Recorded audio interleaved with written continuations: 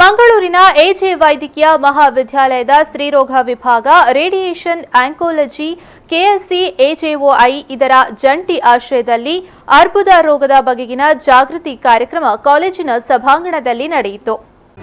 ಹೌದು, ಅರ್ಬುದ ರೋಗ ಈಗಿನ ಕಾಲದಲ್ಲಿ ಹೆಚ್ಚಾಗ್ತಿದೆ. ಇದನ್ನ ಪ್ರಾಥಮಿಕ ಹಂತದಲ್ಲಿ ಪತ್ತೆ ಹಚ್ಚಿ ಸರಿಯಾದ ಚಿಕಿತ್ಸೆ ನೀಡುವುದರಿಂದ ಮುಂದಕ್ಕೆ ಅರ್ಬುದ ರೋಗ ಬಾರದಂತೆ ತಡೆಗಟ್ಟಬಹುದು.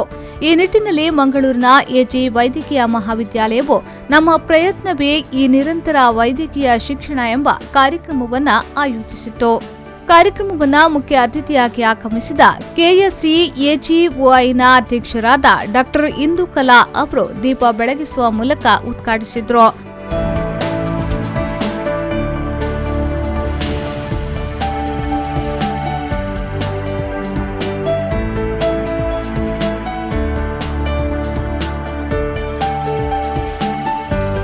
ಬಳಿಕ ಮಾತನಾಡಿದ ಅವರು, ಅರ್ಬುದ ರೋಗವನ್ನು ಯಾವ ರೀತಿಯಲ್ಲಿ ಪ್ರಾಥಮಿಕ ಹಂತದಲ್ಲಿ ಪತ್ತೆ ಹಚ್ಚಿ ಸರಿಯಾದ ಚಿಕಿತ್ಸೆ ನೀಡಬಹುದು, ಹಾಗೆಯೇ ಅದನ್ನು ಯಾವ ರೀತಿಯಲ್ಲಿ ತಡೆಗಟ್ಟಬಹುದು ಎಂಬುದರ ಬಗ್ಗೆ ಮಾಹಿತಿಯನ್ನ ನೀಡಿದ್ರು.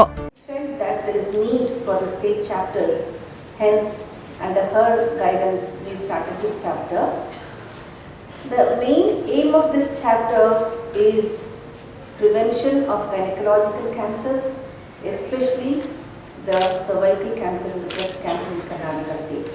For this, we are striving hard in every way to make it possible. The first and foremost thing, as Dr. Arpita Bandari said, we do have a lot of support and encouragement from the Vice Chancellor, Dr. Sachidanand, of Rajiv Gandhi University of Health Sciences, to go ahead and implement so many things like the establishment of preventive gynae oncology wing in all medical colleges of Karnataka. ಮುಖ್ಯ ಸಂಪನ್ಮೂಲ ವ್ಯಕ್ತಿಗಳಾಗಿ ಮಣಿಪಾಲದ ಡಾ ಶ್ಯಾಮಲಾ ಗುರುವರೆ, ಬೆಂಗಳೂರಿನ ಡಾ ಸುಂದರಿ, ಮಂಗಳೂರಿನ ಡಾ ಮರಿಯಂ ಅಂಜುಮ್ ಇಫ್ತಿಕರ್ ಹಾಗೂ ಮತ್ತಿತರರು ಭಾಗವಹಿಸಿದ್ರು. ಈ ಸಂದರ್ಭ ಕಾರ್ಯಕ್ರಮದಲ್ಲಿ ಮುಖ್ಯಸ್ಥರಾದ ಡಾ ಪ್ರದೀಪ್ ಗಾಣಿಕಾ, ಡಾ ಕಮಲಾಕ್ಷ ಶೆಣೆ, ಡಾ ವತ್ಸಲಾ ಖಮತ್, ಡಾ ಕವಿತಾ ಡಿಸೋಸಾ, ಡಾ ಪ್ರಮೋದ ಮೊದಲಾದವರು ಈ ಸಂದರ್ಭ ಉಪಸ್ಥಿತರಿದ್ದರು. ಶರಸಾಲ್ಯಾನ್, ವಿ4 ನ್ಯೂಸ್ 24/7 ಮಂಗಳೂರು.